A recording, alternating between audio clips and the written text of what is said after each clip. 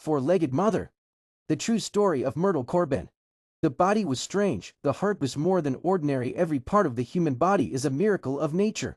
But some bodies are not miracles, they are complete tests.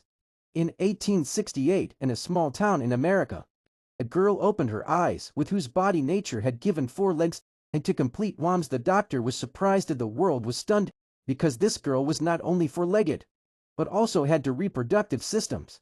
When she grew up, many people kept staring at her body. But one man saw with his heart. James Clinton. He married Myrtle. After marriage, she was not just a wife. She became the mother of 5 children. Some children were born from the right womb, some from the left, all of them healthy. The world called her body strange. But Myrtle showed that greatness is not in the body, in the spirit. This is not just a story of one woman, but a question. Do we also reject someone just because of their body?